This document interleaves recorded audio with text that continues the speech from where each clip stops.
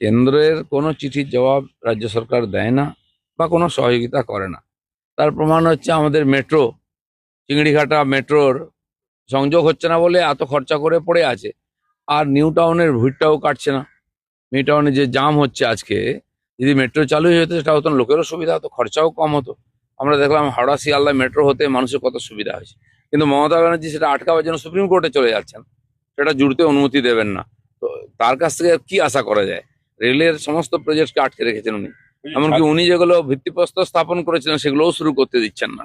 এই মেট্রোটা যদি কানেক্টেড হয়ে যায়, অনেকে বলছে যে এটা বিজেপির ফায়দা, ওই জন্য উনি ভোট পর্যন্ত ওই চিংড়িঘাটার কানেকশনটা হতে দিচ্ছেন না বলে অনেকে বলছে। না, পশ্চিমবাংলার মানুষের যদি একটা সাধারণ বুদ্ধি থাকে যে এই ধরনের একটা সরকার, একজন মুখ্যমন্ত্রী যে তাদের জীবনকে সাবলীল করতে পারছেই না, যদি কেউ করে তাকে সহায়তাও করছে না, তো তাদের ভোটা উচিত। রেলকে আটকে রেখে ভোট নেবেন, এটাই ওনার মানে পলিটিক্স। টাটাকে তাড়িয়ে দিয়ে সরকারে আসবেন, এটা উনি করে সফল হয়েছেন, তাই মনে হয়েছে যে এটাই রাস্তা।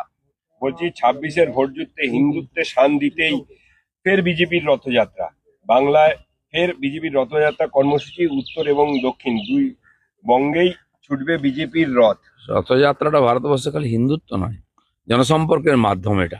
সব রাজ্যে দেখুন সব পার্টি করে ইলেকশন আগে, তো বিজেপিও করে এসছে। হ্যাঁ, রথের এটা গরিমা আছে আমাদের দেশে, রথ শব্দের সঙ্গে মানুষ যুক্ত হয়, বহু মানুষ দেখতে আসে। সেই জন্য এই যে যাত্রা, এটা পরিবর্তন যাত্রা হবে, মানুষের কাছে মেসেজ পৌঁছে দেবো, দেশ বাংলায় পরিবর্তন করুন, মোদিজির বার্তা আমরা পৌঁছে দেবো। এই বিজেপি হিন্দুত্ব হিন্দুত্ব করে না, আপনারা বলেন বিজেপি সেকুলার পার্টি।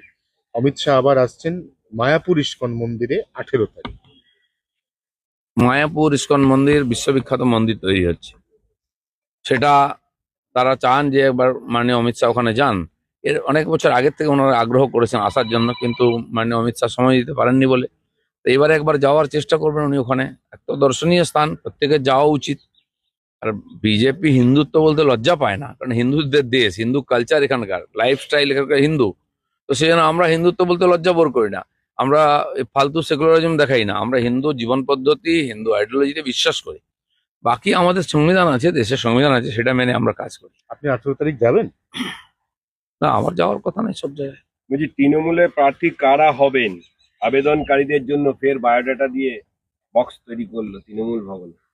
না, সে তো দেখুন প্রত্যেক সময় হয় একটা, ওরা তো ঠিক করে রেখেছে একটা আইওয়াস করে, যেহেতু বিজেপিতে সবার মতামত নেওয়া হয়, পাবলিকের মতামত নিচ্ছি আমরা সংকল্পপত্র তৈরি করার জন্য। সেরকম আমাদের অফিসেও যারা ক্যান্ডিডেট হতে চান, জেলা অফিসে রাজ্য অফিসে তারা নাম জমা দিচ্ছেন, অ্যাপ্লিকেশন দিচ্ছেন, তার ভিতর থেকে বাছা হবে প্রার্থী। তো এটা অনুকরণ করছে ওরা।